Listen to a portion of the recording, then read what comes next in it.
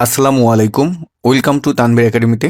আপনার মাইক্রোসফট ওয়ার্ডে যদি একাধিক পেজ থাকে এবং আপনি চাচ্ছেন সেই একাধিক পেজে একটা হেডার সব জায়গায় থাকবে।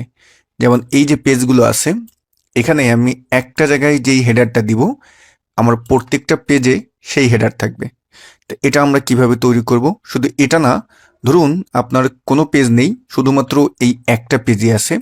এখন এই একটা পেজে আপনি একটা হেডার দিবেন, পরবর্তীতে নতুন যেই পেজ তৈরি হবে প্রত্যেকটা পেজে সেই অটো হেডার অটোমেটিক বসে যাবে। এটা কিভাবে এমএস ওয়ার্ডে করব, আজকে আমরা এটাই শিখব। তো প্রথমত আপনি যদি একটু নিচের দিকে খেয়াল করুন, আমার এইখানে 56 পেজ আছে আমার এখানে। ওকে, তা আমি এটাকে যদি একটু জুম করি, এখন আমি চলে যাব ইনসার্ট মেনুতে। উপর থেকে ইনসার্ট মেনুতে যাবেন এবং সেখানে দেখবেন ডান পাশে হেডার অ্যান্ড ফুটার নামে যেই সেকশনটা আছে এখানে যাবেন। এখান থেকে আমরা হেডার পার্টে যাব। এই যে হেডার যে টুলটা আছে এখানে যাবেন, এখানটায় আমরা ক্লিক দিব। এখন এখানে বিভিন্ন টাইপের হেডারের অপশন আছে। আমি এইখানে নিজের মতো করে একটা হেডার বসাতে চাচ্ছি। তো এই জন্য আমাকে এই যে ব্ল্যাঙ্ক আছে প্রথম যেটা, এটাকে ক্লিক করতে হবে। আমরা ব্ল্যাঙ্কে ক্লিক করলাম। এখন এখানে টাইপ হেডার দিয়ে একটি প্লেস হোল্ডার টেক্সট চলে এসেছে। এবার আপনি এখানে যেটা লিখবেন, আমি যদি লিখি যে তানভীর একাডেমি অনলাইন। ওকে, আমি এখানে Tanvir academy online training centre লিখলাম। এটাকে সিলেক্ট করে আমরা এখন হোম মেনুতে যাব। ফন্ট সাইজটা বড় করে দিলেন, অ্যালাইনটা সেন্টারে দিলেন। তারপর এটাকে যদি আপার কেস লোয়ার কেস করতে চান এখান থেকে করে দিতে পারবেন। আমি এটাকে আপার কেস করে দিলাম, বোল্ড করে দিলাম। তারপরে আমি এখানে একটা শেডিং দিয়ে দিই।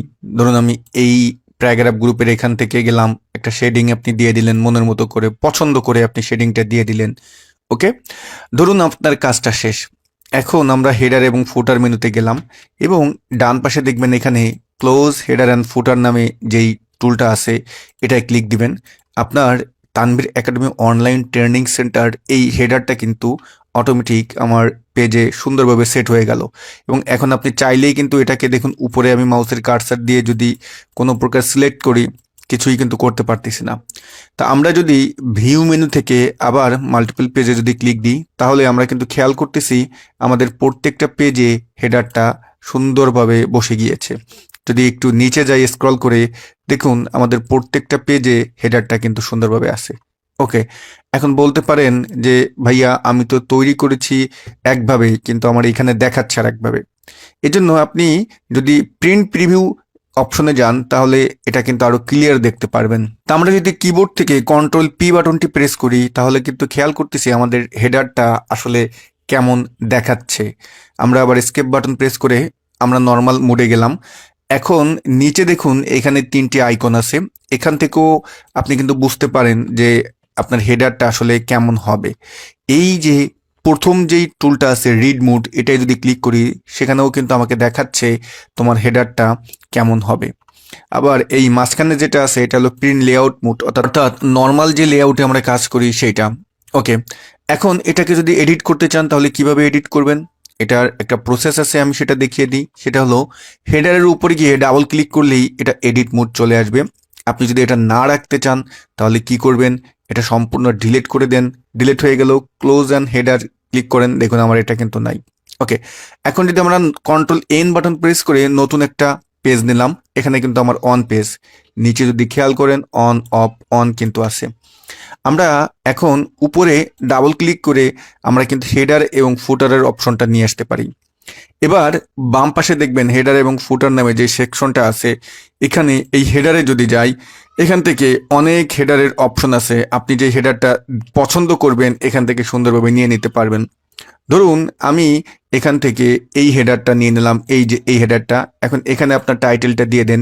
যেমন আমি যদি এখন দিয়ে দিই তানভীর একাডেমি দিয়ে দিলাম এবং ক্লোজ হেডারে ক্লিক করলাম, আমার কিন্তু হেডার এখানে সুন্দরভাবে চলে আসছে। এবার আমরা যদি ভিউ থেকে মাল্টিপল পেজে যাই, আমার কিন্তু একটা পেজ আছে। আমরা যদি ইনসার্ট থেকে ব্ল্যাঙ্ক, এই যে বাম পাশে পেজের যে ব্ল্যাঙ্ক পেজ নিই, দেখুন আমার প্রত্যেকটা পেজে কিন্তু সুন্দরভাবে হেডারটা চলে আসতেছে। অর্থাৎ আপনি প্রথম দিকে হেডারটা তৈরি করলো সেটা প্রত্যেকটা পেজে থাকবে। আবার একাধিক পেজ নিয়ে কাজ করার পরে পরবর্তীতেও যদি হেডারটা তৈরি করতে চান সেটাও সুন্দরভাবে এখানে আপনি নিয়ে আসতে পারবেন। তো ডিয়ার ভিউয়ার্স, আজকের ভিডিওটিতে আমরা শিখলাম কিভাবে আপনি এমএস ওয়ার্ডে হেডার নিয়ে আসবেন। তা নেক্সট টিউটোরিয়ালে আমরা শিখব এই যে হেডারগুলো আছে এগুলো আলাদা আলাদা পেজে কিভাবে আলাদা আলাদা আপনি হেডার আনবেন, কারণ এখানে তো আমরা হেডার আনলে দেখা যাচ্ছে প্রত্যেকটা পেজে অটোমেটিক হয়ে যাচ্ছে।